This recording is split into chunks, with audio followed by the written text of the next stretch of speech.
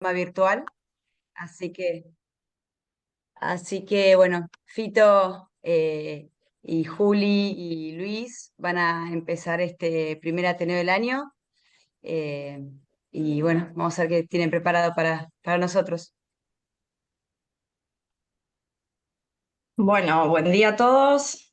Vamos a empezar por Ya. acá con este ciclo de Ateneos del 2025. Nos tocó al equipo de AG, así que vamos a arrancar con la colaboración de ustedes. Vamos a ver unas fotos, ustedes me van a decir cuáles de estas fotos piensan que se corresponde con un edema de papila. En esta primera foto, ¿qué piensan? Están todos muy dormidos. No, estoy mirando, pero podría ¿Creen que ser. es un Evidente, por lo edema de menos no. papila, sí o no? Parece haber un halo alrededor de la Sí. papila, con lo cual estaría algo por ahí sobrelevado. Y los vasos no se ven ingurgitados, pero hay uno superior que podría ser un poquito. Eso es lo único. Muy bien, bueno, El borde temporal se ve nítido. Ese sí parece. ese sí, bien. Este, Bueno, después vamos a ir desglosando un poco estas fotos. este puede ser una drusa también. Sí, Pueden ser drusas ellas. Sí. Bien. ¿Y este? No parece. Mm, El borde superior está medio raro, pero no sé. Bueno, bueno, bien, me gusta. Ahora que están todos atentos, vamos a empezar con los casos. El primer caso es una nena de 13 años de edad, sin ningún antecedente personal ni familiar, que van a la consulta solamente para renovar los lentes. La nena tenía miopía y astigmatismo y no cambiaba los lentes desde hace un tiempo. Esta consulta fue en enero del 2025. Le hacen el examen, al examen oftalmológico le realizan un fondo de ojos también y le dicen a la mamá que podía tener un edema del nervio óptico y la mamá no se queda conforme y se va. Se va y decide que la nena siga con esos lentes. No le cambia los lentes. Al mes empieza con muchos dolores de cabeza. La nena ya se autoadministraba analgésicos, pero según le refería la mamá, no calmaban ni con el paracetamol ni con el ibuprofeno. Entonces ahí la mamá recuerda este hecho y la lleva a una guardia donde la internan para estudiarla.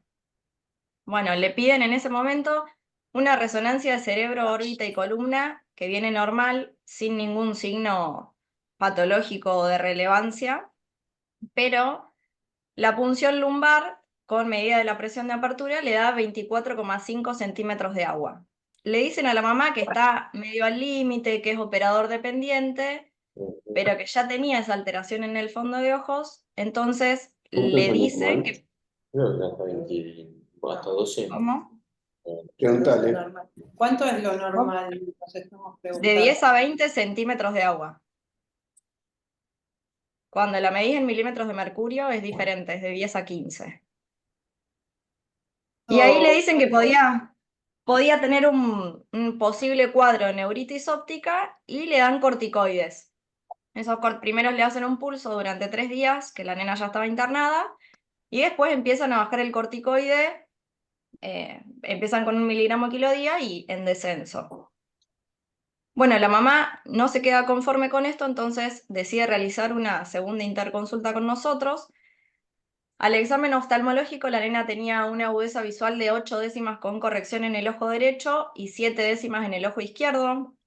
La motilidad ocular era normal, no tenía dolor ni ninguna limitación. Al cover test estaba en ortotropia. Las pupilas eran reactivas, pero en el ojo izquierdo ya se notaba como que contraía y fugaba rápido, es decir, que alguna afectación del sistema visual aferente había. Y los colores eran normales en los dos ojos, 24 tablas sobre 24. Este es el fondo de ojos, es la primera foto que vimos, que sí, evidentemente hay un desprendimiento del neuroepitelio en los dos ojos. Fíjense que acá los bordes nasales de la papila están difusos. Bueno, la nena tenía algo de alteración en la agudeza visual, está bien que tenía un astigmatismo alto, pero ya su pupila, que es lo que nos da más información, ya nos mostraba que había alguna alteración. Bueno, ¿qué piensan ustedes de esto? ¿Qué puede ser? 13 años. Juli, me perdí. ¿Qué peso tenía la chica? ¿Una chica normal o...? Bueno, bien, la interrogamos un poco a la mamá y nos dice que pesa 82 kilos y medio, 13 Y años, mide, y medía 1,40. Pseudo tumor O cerebral. sea, era Exactamente. más petiza que yo. No, no puede ser. No O puede hipertensión ser. endocraniana idiopática, que es como se llama ahora. Como todas las mañanas, como todos los días, no se van a arrepentir de llevarlos a provecho y los bizcochos. ¿Cómo? Me parece que Hay alguien que está Hay, comprando el coche. hay que está mutear fuera de a la ley. todos. Mutealos. Bueno, la impresión diagnóstica es... Bueno, acá volví yo. La impresión diagnóstica es que es un edema de papila por hipertensión endocraniana, que ya vamos a ir a charlar un poco más de esto. Bueno, espérenme, que después del mood se descompaginó, ahí está. Bueno, el caso clínico 2 es una paciente femenina de 9 años de edad, que ella ya viene con el diagnóstico de edema de papila, tiene un historial largo, y nos la manda el neurocirujano para ver si le colocaba o no le colocaba una válvula de derivación de líquido cefalorraquídeo, ya sea ventrículo peritoneal o lumbo peritoneal. Él nos quería consultar a ver qué pensábamos nosotros desde la cuestión oftalmológica para ver si era una indicación o no. Como antecedentes de la enfermedad actual, la nena a sus 6 años empieza con un diagnóstico de hipertensión endocraniana, le hacen un tratamiento en el Garrahan, no lo tolera y lo suspende. Y como que siguen su vida sin tratamiento de los dolores de cabeza de la nena. A los 2 años empieza con vómitos, epistaxis, pierde la conciencia y deciden internarla. Y la mamá nos contaba que la nena estaba como aletargada, dormía mucho, no se conectaba. Le realizan en ese momento una resonancia para evaluar si había alguna alteración y le descubren una malformación de Arnold-Chiari. Entonces, asociando los antecedentes de la enfermedad, que ella ya venía con cefaleas, que ya tenía un posible diagnóstico de hipertensión, dicen, ok, hay hipertensión endocraniana, vamos a operar el Chiari, así resolvemos este cuadro. La operan, mejoran los síntomas, pero la nena le siguen dando las funciones lumbares alteradas y sigue con sintomatología. Vienen a nosotros a consultarnos esto, nosotros la revisamos, tiene un agudeza visual de 8 décimas en ojo derecho con su corrección y 10 décimas en ojo izquierdo, la motilidad normal, sin limitaciones, sin dolor. Al cover test tenía una aforia, que no es relevante para esto. Las pupilas, las dos reactivas, pero también fugaban rápido, es decir, compromiso del sistema visual aferente, y los colores normales en ambos ojos, sin ninguna alteración. Este es el fondo de ojos. Recuerden que el edema de papila lo podemos agarrar en forma más crónica o más aguda, bueno, según eso va a ir cambiando, pero fíjense acá el ojo izquierdo cómo se ve que está el neuroepitelio sobrelevado, de nuevo los bordes del disco nasales borrosos, los vasos están apenas ingurgitados, si no la mirás con detenimiento podría pasar por alto, bueno, y si no tuviera el antecedente y la hubiesen mandado para consultar de la válvula, ¿no? La interrogamos a la mamá y nos dice que en la pandemia aumentó 40 kilos, tiene 9 años. Actualmente pesa 70 y está en tratamiento multidisciplinario por un trastorno de la conducta alimentaria. Nos contaban que tenían que hacer guardia con el papá en la cocina porque la nena se escondía la comida. Esto va más allá, no solamente con manejarla con un nutricionista, ¿no? Entonces, la impresión diagnóstica nuestra es que es un edema de papila por hipertensión craneana idiopática. Entonces, la consulta al neurocirujano es, ¿qué hacemos? ¿Cómo seguimos con este caso? Bueno, hay que ir, siempre el tratamiento es escalonado y por pasos y hay que empezar desde la base y después ir evolucionando, ¿no? Esto también ya lo vamos a charlar. Y como último caso, es un nene, un varón de 12 años de edad, que no tiene ningún antecedente personal, y que el último día de colegio, el año pasado, un compañero le golpeó el ojo con la tapa de un marcador, cerca del canto interno. Bueno, esto pasó desapercibido, según la mamá, se cubrían entre los nenes, el nene decía que le había golpeado la nariz y no le había golpeado el ojo. Bueno, se fueron de vacaciones a Uruguay, pasaron las fiestas allá y se quedaban unos días en enero, y un día se levanta con una lesión, y ahí es cuando empieza toda la historia. El nene se levantó con eso en el ojo. Bueno, los papás se asustan, recuerdan este hecho que había pasado en diciembre, entonces lo llevan al oftalmólogo, estaban en Uruguay, deciden llevarlo a un lugar que se llama Cantegril.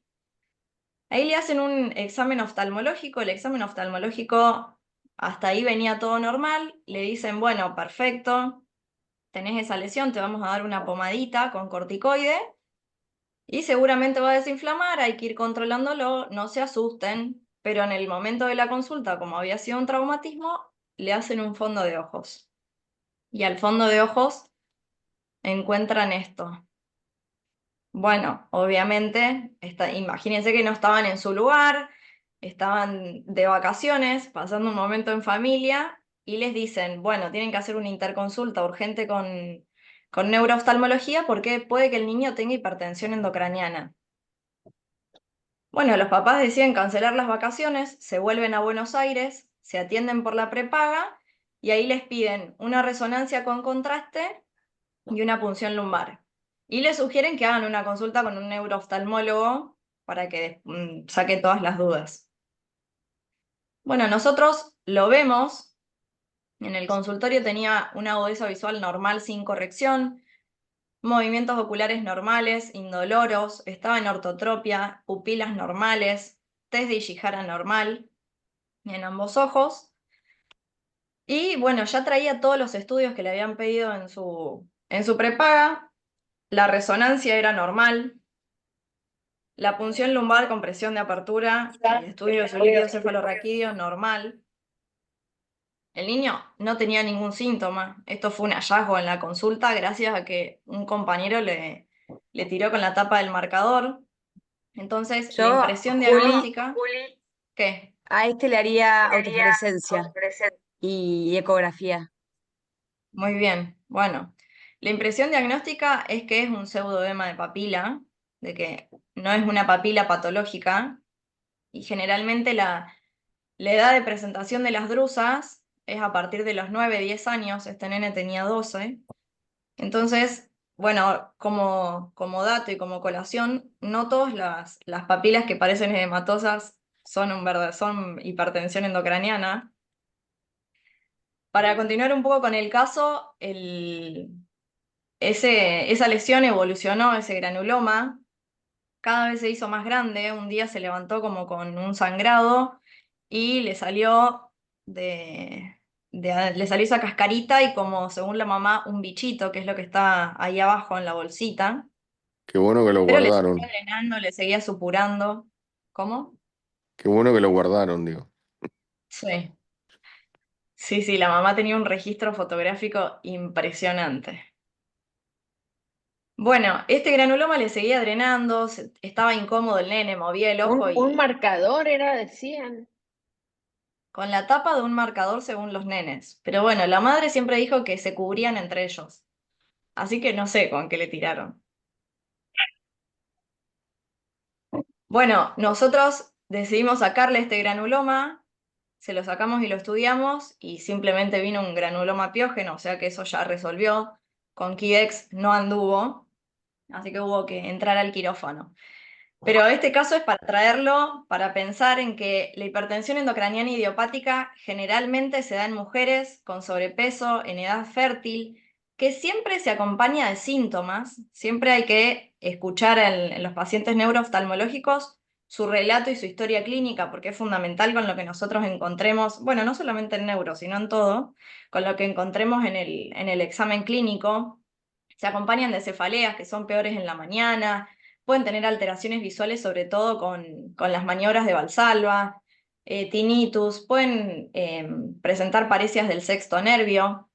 La hipertensión endocraniana idiopática es un diagnóstico de exclusión, o sea que siempre hay que estudiar que pueda llegar a ser por otra causa, hay que hacer una resonancia con contraste endovenoso donde puede haber signos indirectos de aumento de la presión endocraniana, como la silla turca vacía, la hiperintensidad del nervio óptico, el aplanamiento posterior del globo ocular, son todos signos que los podemos ir viendo. Y estudiar también en la punción lumbar siempre la presión de apertura. Tengan en cuenta que esto es medio operador dependiente, o sea que, bueno, ahí hay que por ahí saber a dónde derivar y estudiar la composición físico-química del líquido cefalorraquídeo. Las malformaciones de Arnold-Chiari generalmente asocian hidrocefalia congénita, es decir, si van a tener síntomas, no van a tener síntomas a los 10 años. Entonces, puede que lo encontremos más como un hallazgo en la resonancia y que no sea la causa de la hipertensión endocraniana en el momento en que nosotros la vemos. El tratamiento de la hipertensión endocraniana idiopática, el primer escalón es disminución del peso corporal de un 5 a un 10%. Siempre hay que empezar por eso. Los tratamientos tienen que ser escalonados desde la base y terminar en lo más alto. Se puede dar también medicación vía oral como la acetazolamida, que es lo más frecuente que se da, furosemida, topiramato. Son inhibidores de la anhidrasa carbónica que disminuyen la producción del líquido cefalorraquídeo. Y en el caso del topiramato también actúa un poco a nivel del apetito, entonces ayudaría por los dos lados. Pero lo que más se da es acetazolamida. Hay que explicarle a los pacientes que pueden tener reacciones adversas como las parestesias, que estén más letárgicos, que tengan por ahí alteraciones del gusto, y hay que asociarlos con potasio porque dan hipopotasemia y por eso son estos síntomas. En el caso de que haya hipertensión endocraniana y que se esté comprometiendo la visión, se puede hacer una fenestración de la vaina para liberar esa compresión a nivel del nervio óptico. Y ya último paso, se pueden hacer derivaciones del líquido cefalorraquídeo. Hay que también tener en el radar de que no todas las papilas que parecen edema son edema. Hay algunas que se salen de la norma del desvío estándar, como por ejemplo la de ese niño, que como dijo Agus, sí, es un pseudoedema por una drusa. Pueden haber nervios ópticos hipoplásicos o incluso aplasias o megalopapilas que nos hacen sospechar, pero siempre hay que correlacionar todo el examen, no solamente quedarse con lo que vemos y ser objetivos en lo que pedimos y en lo que le decimos al paciente. Como dijo Agus, la drusa se puede ver hiperautofluorescente en la autofluorescencia y en la ecografía, y generalmente son nervios ópticos más pequeños con poquita excavación. Para diferenciar un poco el edema del pseudoedema, el edema siempre se acompaña de desprendimiento del neuroepitelio, no tiene pulso venoso, hay dilatación vascular, pueden acompañarse de hemorragias y exudados, depende en qué momento del edema lo vemos, y generalmente la excavación está ausente. El pseudoedema puede haber calcificaciones, hay pulso venoso, los vasos están normales y hay excavación, y generalmente vasos normales quiero decir a que no están ingurgitados, pero sí puede haber como mucha tortuosidad vascular, como se acuerdan la foto del que parecía un edema. Entonces, como conclusión, para la hipertensión endocraniana idiopática, siempre bajar de peso primero. Después, si no podemos con eso, asociar algún tratamiento vía oral. Si ya vemos que hay compromiso o de los campos visuales o de la visión, hacer una fenestración de la vaina. Y la derivación del líquido cefalorraquídeo generalmente se hace cuando hay hipertensión endocraniana, pero que no es de origen idiopático. Porque no estás tratando la causa, estás resolviendo esa hipertensión endocraniana, pero sin tratar la base. Entonces siempre hay que ir a la base. Bueno, a continuación, Fito les va a mostrar un video de una fenestración de la vaina del nervio óptico. Y gracias a todos por la atención. Para toda una Juli, pregunta Juli, antes del bueno, video. Juli. Juli, ¿se puede hacer una Sí. pregunta? ¿Hay Sí, obvio. experiencia de uso de semaglutida o Ozempic en estos pacientes que están obesos y tienen hipertensión endocraniana? Buena pregunta, no Iba a sé preguntar lo mismo. Sí, la busco y te la digo la próxima. sí, el tema con el El- Ozempic es que están habiendo casos reportados, no se sabe todavía si es estadísticamente significativo o es todavía algo Sí, anecdótico, de IOM. de pacientes con Ozempic que están haciendo neuropatías ópticas antiorigémicas, o sea, ION. Lo que pasa es que ya son pacientes con sobrepeso, probablemente diabéticos, algunos hipertensos. Entonces no se sabe si está relacionado directamente a Ozempic o simplemente casual, digamos, ¿no? Si además estos Eh, chicos son pediátricos, no sé si todavía Claro, puede el tener Ozempic, indicación. sí, nosotros lo vimos en pacientes adultos, pero no ¿Lo en compartimos yo pediátricos. ahora? Sí, Esto puede ser que, o que a veces, igual con drusas, aumenten como alteraciones de los campos visuales en los pacientes. Yo veo, he visto a veces pacientes que tienen drusas importantes, que uno se queda tranquilo, pero cuando les hace los campos visuales, uno ve que por ahí con el tiempo van perdiendo un poco de campo visual. Sí, sí, Eh, está descrito, incluso hay casos anecdóticos de, uno o dos casos, un arcángel en la década de 70 de ceguera por drusen. Cuando son pacientes ya más añosos, tienen mayor predisposición a hacer una neuropatía isquémica. Y si son drúsenes que están comprimiendo mucho, esos poliflor, a veces los efectos del campo visual pueden ir progresando con el tiempo. Depende, como todo, de cómo sea la gravedad del drusen y del tamaño nervio óptico.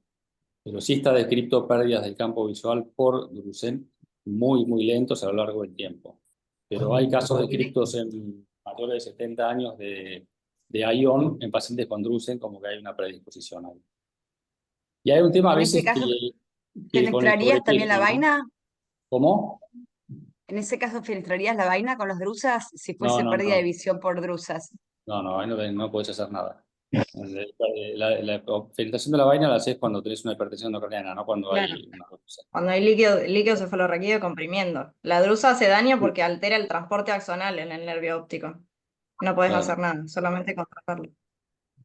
No, y el tema con esto, con a veces el sobrepeso y con las cefaleas, es que a veces las pacientes tienen, digo las porque la mayoría son mujeres, tienen cefaleas y ya son migrañosas, con lo cual uno le pregunta si tienen cefaleas intensas y a veces dicen, no, la verdad que yo no me di cuenta. O sea que hay una gran variabilidad en la intensidad del dolor o la manifestación del dolor.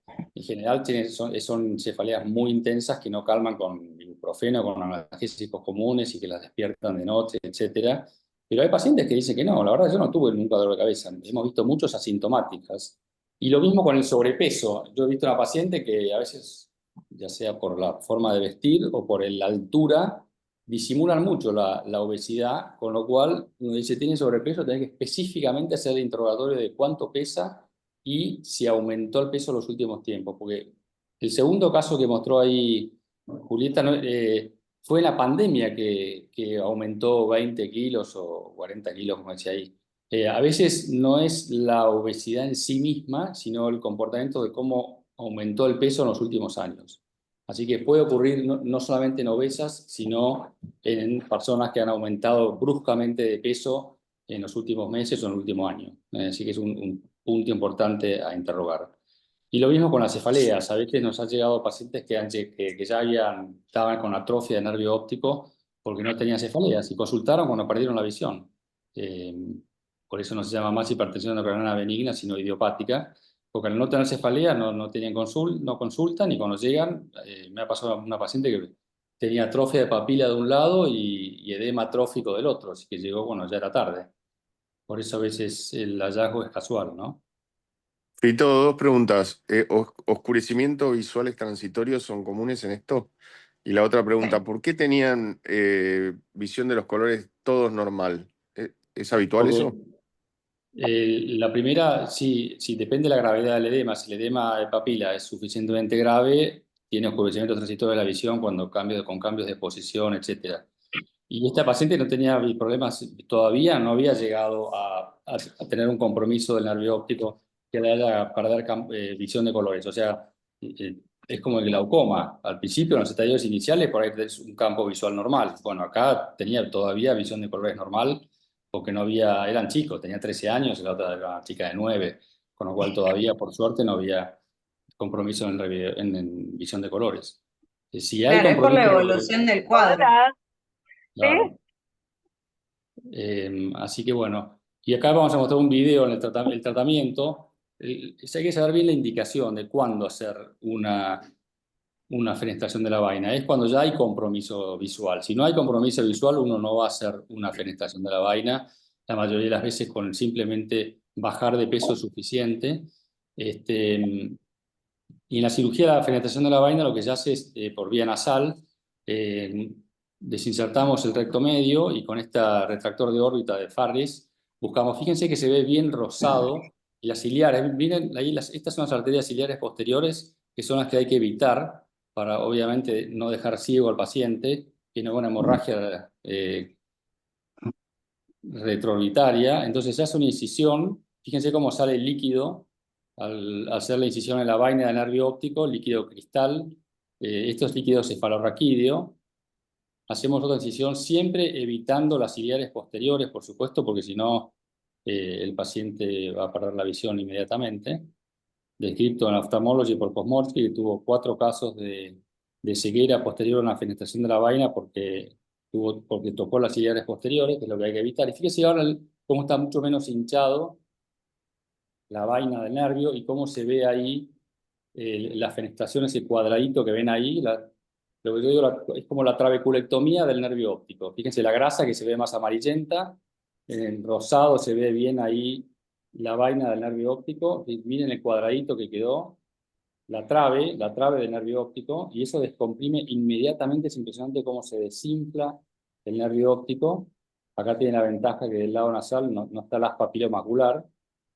Si uno le pega, por lo menos no va a afectar la visión central. Bueno, después se repone el recto medio y se cierra la conjuntiva y queda del otro paciente Adolfo, con un nervio óptico que no está... Adolfo, ¿no se cierra eso? Con el tiempo no solamente no se cierra, sino que hasta a veces haciéndolo unilateral, no se sabe bien por qué, está descrito que mejora el otro ojo al que no le hiciste la fenestración también. Acá no hay que poner mitomicina como una trabeculectomía, no se cierra. Pero hay casos, yo igual, ya que los duermo, cuando lo hago con anestesia general, le hago de los 2 lados, pero a veces está descrito que cuando haces de un solo ojo, a veces mejora, es como que le baja la presión líquido, la presión líquido cefalorraquídeo por el drenaje ese, y con eso solo a veces mejora. Yo siempre cuando lo hago de un ojo le hago los 2 también, si hay compromiso visual, ¿no? Porque generalmente cuando uno tiene compromiso visual es que llegó tarde, un poco como pasa con el glaucoma, ¿no? Cuando uno hace los procedimientos, pues ya llegó tarde. Bueno, vamos a... Adolfo, clínico. Adolfo, Sí. mira, una pregunta. ¿Este tipo de tratamiento no es también un tratamiento por el neurocirujano para que le haga una derivación del líquido cefalorraquídeo? Bueno, es lo que dijo Julieta. Cuando hay compromiso, cuando hay cefaleas y no es tanto el compromiso visual, ahí no lo hace el oftalmólogo, lo hace el neurocirujano, la derivación lumboperitoneal, y eso va a disminuir la líquido cefalorraquídeo. Cuando ya hay compromiso visual, entonces si es urgente y ya está perdiendo visión, le haces esto. Y cuando no hay muchas cefaleas, y lo que prima son las cefaleas y digamos, molestia sistémica del dolor de cabeza, le haces una lumboperitoneal. Y cuando dices urgente, que es una cosa de días, ¿no? Bueno, no es tanto de días, pero hay veces que ya llega un campo visual comprometido y si seguís esperando, sí puede llegar a la atrofia de papila.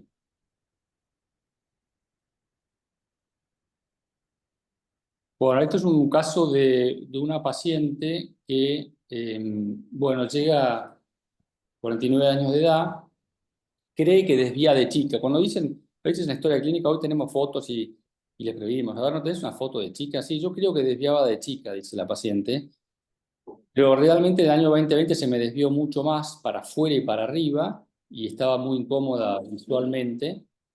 Y a ella le habían dicho un diagnóstico de miastenia. Después le pregunté cómo, bueno, había ido a Fleni y me contó que un neurólogo muy conocido en el tema, le había hecho el diagnóstico, había tenido dificultad en el habla, se atragantaba con saliva y tenía mucho cansancio y le habían hecho ese diagnóstico, pero, como suele pasar en la miastenia, le habían tratado con piridostigmina, aciatoprima y dosis muy bajas de corticoides. De hecho, los corticoides de 4 miligramos los suspendió una persona que pesa bastante, con lo cual estaba tratada con ahorradores de corticoides, piridostigmina, sin ninguna respuesta. Seguía con el ojo para afuera y para arriba, como decía ella, y venía empeorando hasta que en julio del 2024, como ya estaba muy molesta con visión doble y bueno, esa posición de la cabeza para tratar de compensar los ojos desviados, dice que la operaron estrabismo. Entonces la deciden operar en estrabismo en otra ciudad. Dice que solo del ojo derecho y empeoró. Empeoró su estrabismo después de la cirugía y bueno, venía un poco para consulta. Esta era la posición de la paciente. Yo con esta posición estoy un poco mejor, estoy menos incómoda, pero realmente estaba muy molesta. Y esta era cuando le enderezábamos la cabeza. Cuando le enderezábamos la cabeza, el ojo se le iba para afuera, como en el ojo derecho. Y no solamente eso, sino que tenía una limitación en la movilidad importante. Ella no podía mirar a su izquierda. Ven que cuando intenta mirar a la izquierda, el ojo está frisado, está congelado. Vamos a verlo en dinámico. Ven que tiene el ojo para afuera, el ojo derecho. Intentamos hacer el cover y le cuesta fijar. Ven que le cuesta enderezar el ojo, no solamente está desviado para afuera.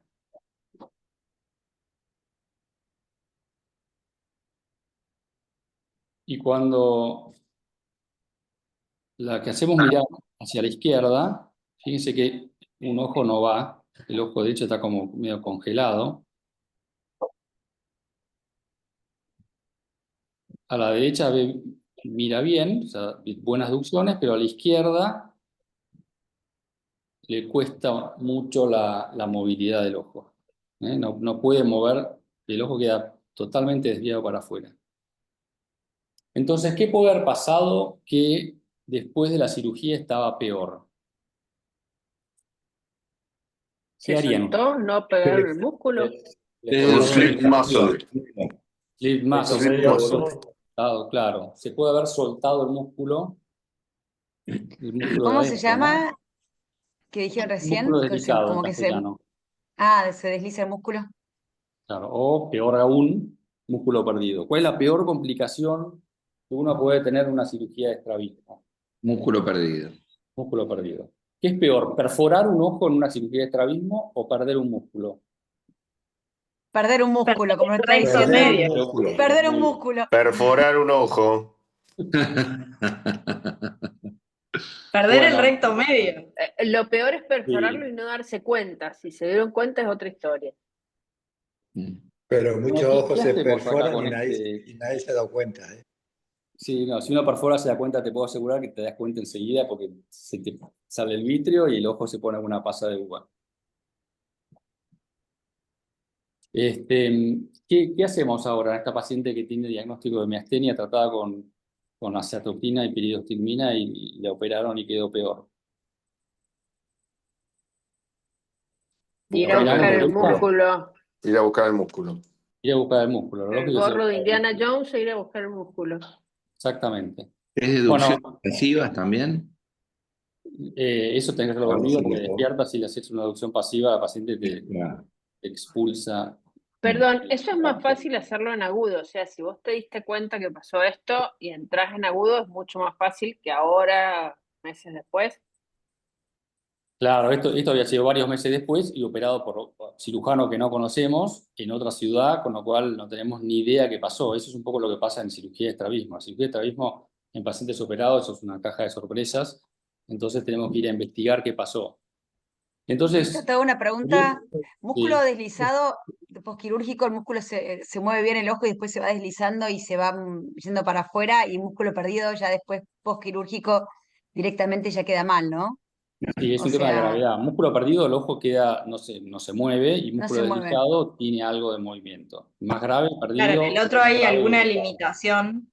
Hay alguna limitación a la aducción o a la abducción, pero va el ojo. Claro.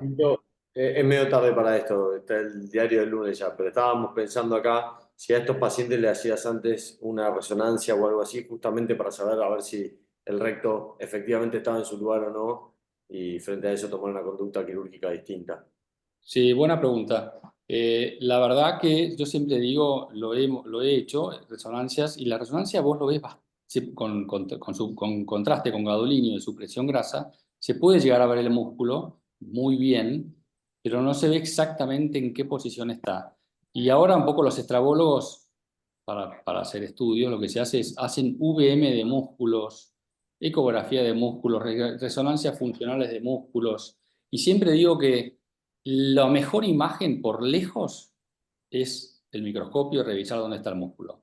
Porque nunca hay una relación directa entre la resonancia o la tomografía o la VM, ni hablar. Ahora hay excelentísimos estrabólogos que hacen VMs de músculos, pero no tienen nada que ver con la realidad cuando uno va a operar y ver dónde está el músculo. O sea, todavía no se llega a ver digamos, en qué posición exacta y qué adherencia tiene ese músculo a la esclera. A veces está flotando en la órbita, en la grasa orbitaria y no está adherido, otra vez tiene adherencias y eso en la resonancia no se puede llegar a ver. Pero Por la eso es que... imagen previa, perdón, la imagen previa te descarta otras cosas también, porque estamos asumiendo que es el músculo y, digamos, el hecho, la importancia de la imagen previa quizá no te sirve para ver si está bien o no posicionado el músculo, pero si hay otra cosa y te llevas la sorpresa, digamos, la Bueno, viste antes de ir al si uno quirófano. estuviera pensando en otra cosa, sí, pero cuando digamos, hay una historia clínica que acá en este caso está hablando de intervenciones musculares, bueno, ahí uno no hace falta pedir imágenes. Lo que digo es que Porque vos sos básicamente... estrabólico. No, bueno, sí, digamos, si uno piensa que hay un tumor o hay digamos, un diagnóstico presuntivo de algo que pudiera estar afectando la motilidad por una compresión en ese aspecto, sí, por supuesto hay que pedir imágenes. Eso desde ya. Pero como complicación postquirúrgica de estrabismo, la mejor imagen es la operación. No hay con qué darle. Y curiosamente no lo habían tocado el músculo recto medio, estaba perfecto, no se había deslizado ni nada, estaba donde tenía que estar. Y era el otro músculo el que estaba alterado. Era el recto lateral, que estaba todo adherido con un paquete a el oblicuo inferior, le habían retrocedido 4 milímetros y bueno, deshicimos la adherencia y lo corrimos más para atrás. Y justo me tocó un anestesista ese día que me dice, ¿querés que...? Yo siempre les pongo corticoide, ¿querés que te ponga un corticoide? Y le digo, dale, por supuesto, me viene bárbaro porque tiene miastenia ocular, así que si hay algo que tenía que haber hecho con este paciente es darle corticoides. Así que le dio una intramuscular ahí en el hombro y al día siguiente estaba bastante mejor. No estaba bien porque el tratamiento de la miastenia no es quirúrgica, pero había mejorado. Fíjense que tenía, midiéndolo, antes de la cirugía tenía 80 de desviación, de exodesviación y ahora tenía 20, o sea, estaba bastante mejor y podía mover mejor el ojo, si no era perfecto. Ven que el ojo por lo menos algo se mueve, sigue con una exodesviación, pero la paciente estaba mejor, estaba un poco más cómoda. Entonces, lo que hay que tener en cuenta en las miastenias oculares es que son estrabismos incomitantes, o sea que no tienen la misma desviación mirando arriba que mirando al costado, que mirando al frente, que mirando abajo. Es la característica típica del estrabismo por miastenia. Puede presentarse con tosis o no, porque no siempre se presentan con tosis, con lo cual ahí a veces hay confusiones y puede simular cualquier tipo de estrabismo, parálisis del cuarto, parálisis del tercero, puede ser una parálisis del sexto, puede hacer cualquier tipo, es como la sífilis, la gran simuladora. Y la diferencia con las parálisis es que la motilidad, los movimientos acálicos son rápidos, la parálisis va lento, si toma una parálisis del sexto, va medio en cámara lenta. En cambio acá realmente son movimientos rápidos y de golpe para, más como si fuera algo restrictivo. Entonces, el tratamiento acá, a diferencia que es una de las cuestiones que siempre tenemos disenso con los neurólogos, es que el tratamiento, en la miastenia generalizada, la piridostigmina anda bárbaro, pero en la miastenia ocular no sirve absolutamente para nada. Justo ahora estuve con el amigo de un hermano mío que tiene miastenia y yo lo había visto socialmente con el ojo desviado, él quería atenderse por su prepaga, y bueno, la atienden por su prepaga, y me decía el otro día también cuando me la encontré, dice, la verdad que con lo único que anduve bien es con corticoides, yo estaba con acetopina y con mestinón y no puede ni caminar de la diplopia que tiene. O sea, en la miastenia ocular siempre corticoides, desgraciadamente es el tratamiento de elección y casi te diría el único que tiene respuesta. Dosis altas iniciales, a veces responden al mes, a veces a las 6 semanas, así que hay que tener paciencia. Y después uno se los va bajando hasta la mínima dosis de corticoides con la cual se mantiene libre de síntomas. A veces hacen recaídas, con lo cual hay que volver a empezar de vuelta a aumentar los corticoides. Y generalmente 2 años después del tratamiento suelen tener cierta mejoría, pero es una enfermedad autoinmune digamos, que lleva de toda la vida. Actualmente, esto muestra ya claramente que no solamente tratándolo con corticoides mejora la parte ocular, sino que a veces no se generaliza la miastenia y quedan limitados a los ojos, miastenia ocular pura. Y hay un tratamiento reciente donde hacen tratamiento con corticoides perioculares que aparentemente da buena respuesta para evitar los corticoides sistémicos. Son casos, todavía pocos casos con case report, pero bueno, yo creo que hay una posibilidad de hacer un estudio ahí de corticoides perioculares para no darle corticoides sistémicos. El tratamiento de la miastenia es siempre farmacológico, no es quirúrgico. Ahora, si el paciente lleva años de estabilidad y no responde, hemos tenido pacientes que no responden a nada, rarísimo, la mayoría responden bien a la corticoides, pero si no llega a tener buena respuesta, entonces ahí sí uno puede hacer cirugía de estrabismo. Pero hay que tener en cuenta que nunca operar un paciente con miastenia ocular. Pito, vos decías que a ella no le dieron tanto corticoide. ¿Vos crees que si le hubiesen dado más corticoide y no tanto insistir en por ahí con la piridostigmina y demás, hubiese evitado la primera cirugía? Y yo creo que sí, yo creo que estuvo mal tratada por ahí inicialmente y bueno, eso hizo que termine la cirugía que no hubiera sido Que además necesario. tuvo una complicación posquirúrgica encima, o sea, Exacto. pasó todo. Bueno, vamos a pasar a segmento anterior y ahora que está tan de moda Paco extrema, estrabismos extremos, tenemos a Zunino que es extremo. A ver, Zuni.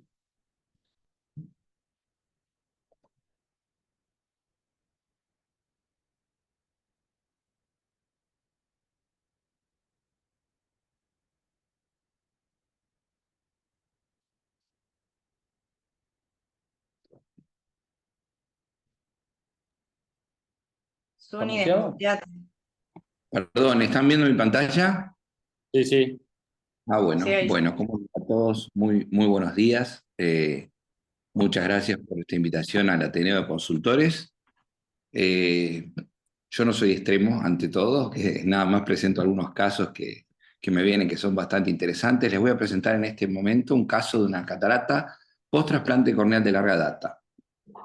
Este es un paciente que viene a la consulta de 69 años de edad, que está derivado para un retrasplante corneal en su ojo izquierdo. Como antecedentes tenía un trasplante corneal que ya llegaba a 44 años de evolución. A la biomicroscopía se ve una córnea que era absolutamente transparente, regular, pero tenía una gran ectasia. Cuando lo vemos, estas son las imágenes, no sé si alguien quiere describirlas o decir algo. Se ve una ectasia muy importante, que realmente es muy importante. Si miramos los valores centrales, son astigmatismos que no supera la dioptría y media, 2 dioptrías, o sea que una córnea central muy regular. El recuento endotelial es algo anecdótico, lo pongo porque se pudo hacer inclusive, pero en estos casos obviamente que no tenemos que prestar atención a los recuentos endoteliales, sino al cambio de la fisiología corneal a través de la paquimetría a lo largo del día. Y obviamente que este tipo de paciente tenía catarata y tenía el problema en la córnea. Cuando vamos a hacer el cálculo de la lente intraocular, podríamos llegar a decir que no existe biómetro óptico que pueda llegar a calcular este tipo de córneas, ya que todos nos van a dar errores. Entonces volvemos a nuestro biómetro ultrasónico y nos arroja una lente de 12 dioptrías negativa para este tipo de paciente. Era un paciente que tenía un largo axil muy importante y una córnea muy curva. Por eso llegamos a tener una lente de menos 12, menos 13 aproximadamente, que es lo que nos daba el biómetro óptico, ultrasónico.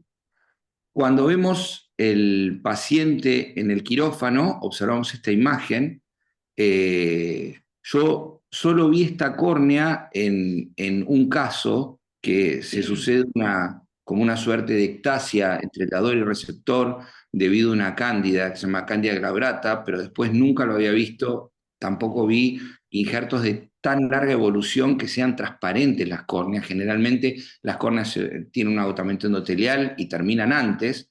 En este caso la córnea era absolutamente transparente, pero con una ectasia realmente importante. Bueno, para entender un poco la cirugía, lo que tendríamos que pensar o ver es que en los lugares donde se encuentran las barras azules hay un fenómeno de difracción corneal. ¿Qué quiere decir? Que lo que nosotros vemos no va a ser realmente lo que está pasando.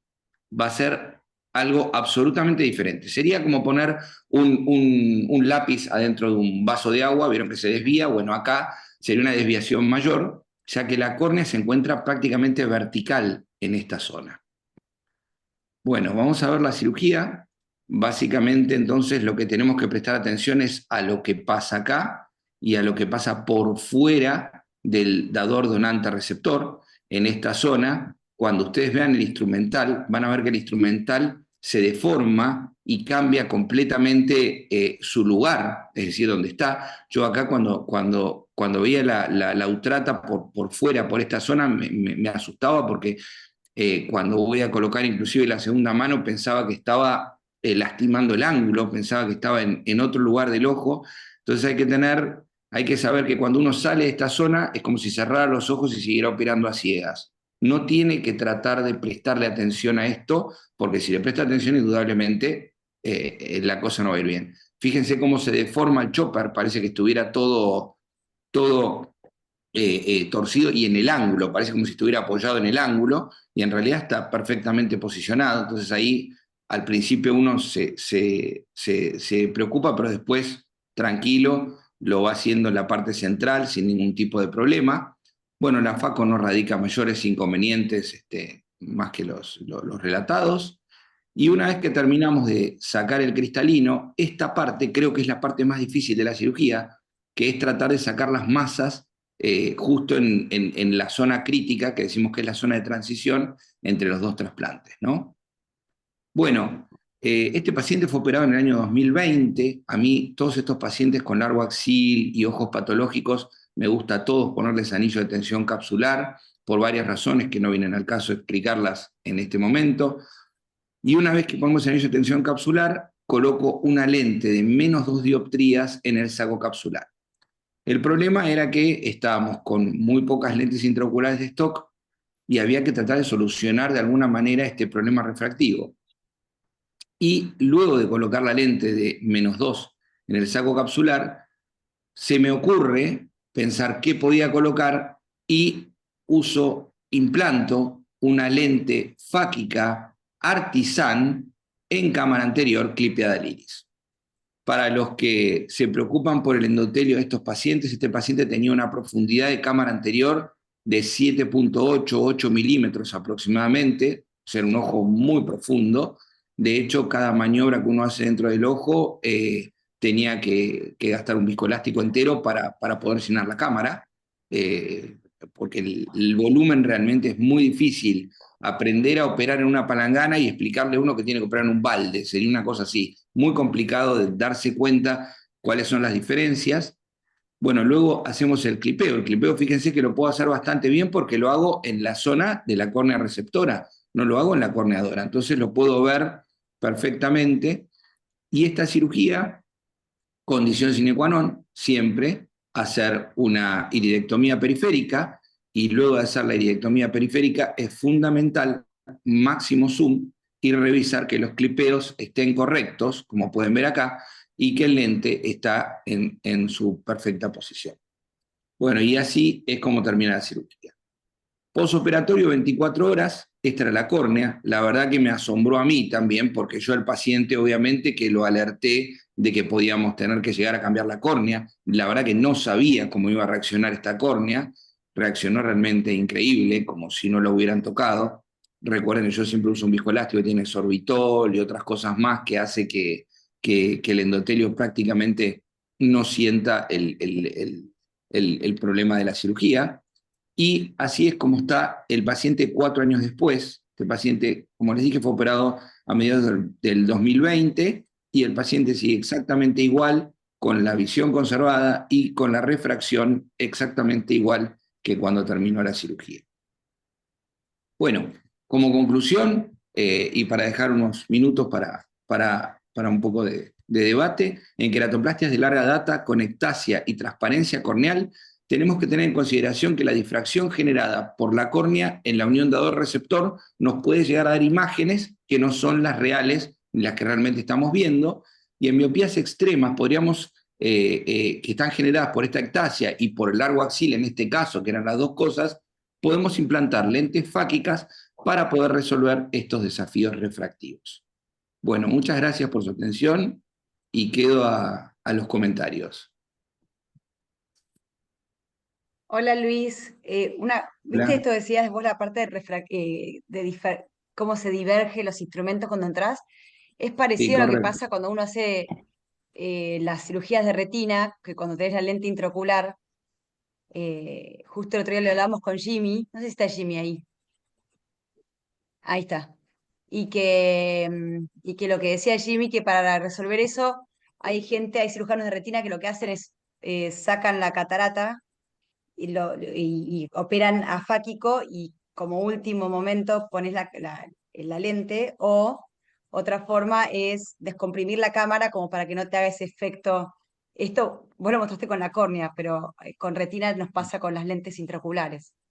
Y yo me imagino que con retina debe pasar también con todas las lentes que usan, externas, los equipos de biom y demás. A veces ustedes están operando, y de hecho hay cirujanos que operan sin inversor, hay cirujanos que operan al revés, y su cerebro se setea para operar al revés. A ustedes les debe pasar muy a menudo. Generalmente los cirujanos del segmento anterior, lo que vemos es lo que hay, es lo que pasa.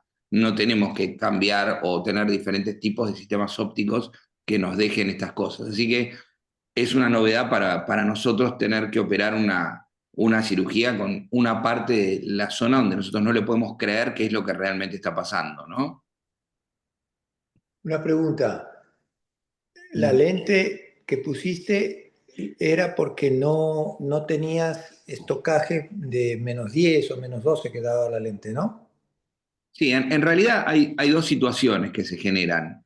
La primera es porque estábamos post pandemia y había muy pocas lentes y demás, pero la segunda, cuando yo tengo estas lentes súper raras, y de hecho ayer lo hablaba con alguien de consultores que tenían que poner una lente de 36 dioptrías, creo que una cosa así, nunca es bueno poner todas las dioptrías juntas en ese tipo de lentes, ya sean muy negativas o muy positivas.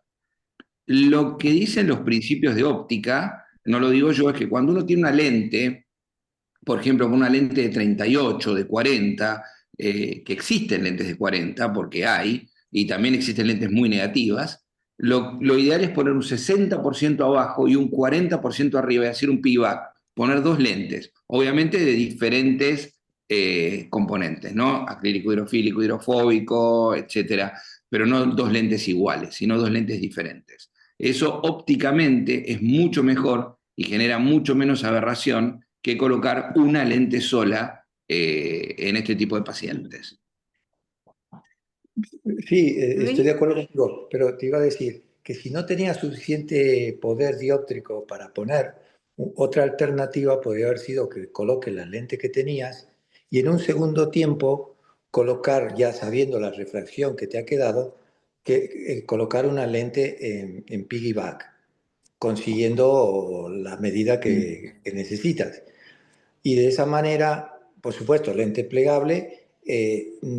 Creo que la que tú pones, la que has puesto ahí anclada el iris, esa has tenido que abrir más, ¿no? Correcto, sí.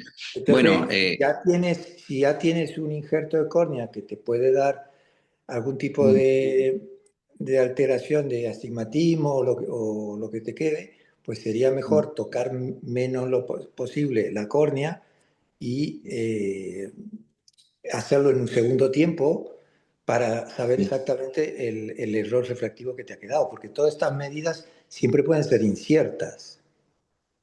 Bueno, de hecho es correcto, son totalmente inciertas. Yo abrí en el eje más curvo, que en realidad no tiene mucho sentido decir esto, porque sabemos que hay una interfase, un periodo que pasa que realmente puede darnos cualquier tipo de astigmatismo. Y la idea justamente de poner una lente Artisan era el hecho de saber si la tenía que volver a cambiar en algún momento. Entonces ese fue uno de los puntos. Entiendo que una lente de cámara posterior en un paciente que no se rompió la cápsula y que no pase nada también no es algo muy complejo de cambiar. Pero les aseguro que llegar hasta la cámara posterior de este paciente, no sé si notaron en el video, cuando yo inyecto la lente se ve primero muy magnificada, se ve gigante por la córnea. Y después el inyector, la boca del inyector tiene que ir abajo porque realmente la profundidad era realmente muy importante. Entonces no tenía ganas de ver qué pasaba pasando el iris. Entonces justamente la idea de poner una lente Artisan era que si llegaba a tener alguna sorpresa refractiva, para mí me parece mucho más fácil cambiar esa lente que cambiar otro tipo de lentes. Y obviamente la desventaja es que todavía no tenemos Artisan, en este caso sería de afaquia, pero pusimos una lente fáquica exclusivamente por las dioptrías. No nos olvidemos que lente fáquica la podemos poner en un paciente fáquico o afáquico, pero no podemos hacer lo inverso. Una lente de afaquia no la podemos colocar en un paciente fáquico. Entonces, para mí era mucho más fácil poder recambiar esa lente si llegaba a tener algún tipo de problema.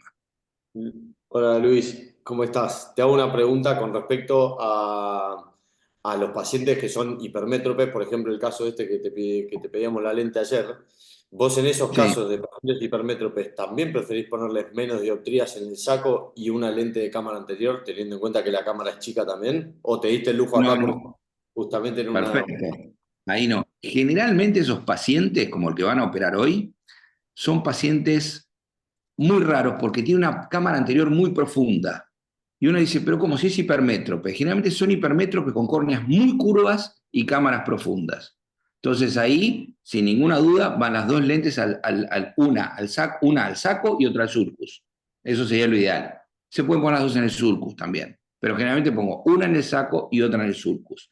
El hecho de poner 60% abajo y 40% arriba te va a dar primero la versatilidad de tener diferentes tipos de lentes, porque si no vas a tener en el mercado con suerte un tipo de lente que exista de esas dioptrías, y la otra es que si llegás a tener un vicio refractivo, es sencillo, digamos, en ese caso, sacar esa lente y recambiar la lente, ¿no? Pero siempre le pongo dos lentes intraoculares. Tengo un caso de Saldívar que puso 3 lentes, ¿no? Que ya es un poquito más avesado. Pero con poner una lente en el saco capsular y otra en el subciliar, 60% abajo, 40% arriba, creo que es lo que debería ir en esos casos, ¿no? Perfecto, gracias. Otra cosa que te va a pasar mañana, cuando veas a ese paciente, es que por más que hayas calculado la lente y por más que hayas puesto lo que hayas puesto, lamento decirte que te va a quedar hipermétrope. Todos esos pacientes quedan hipermétropes. No existe paciente que te quede miope. Te van a quedar hipermétropes con una hipermetropía realmente alta. Yo he tenido que colocar una lente de 38, me acuerdo hace muchos años, coloco las dioptrías, me queda hipermétrope de +8. Dije, no, en el otro ojo no me va a pasar. Coloco las dos lentes de máxima denominación que habían en ese momento, que eran 2 lentes de 20, y el otro ojo me quedó +8 también. ¿Ok? Con ese +8 uno cree que el paciente no ve nada, pero increíblemente estos pacientes, +8, 2 décimas, 3 décimas. Le ponen el +8, 4 décimas, 5 décimas. El paciente está bien, pero refractivamente queda +8. Y si le pones el +8, corrigen más. Y si no le pones nada, quedan bien igual. Eso es lo que pasa habitualmente.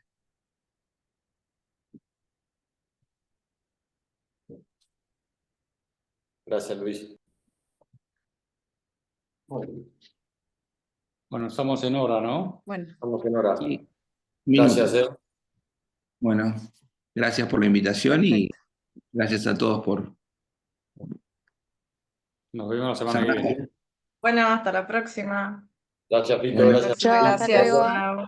Chao, chao. Chao. Buena semana.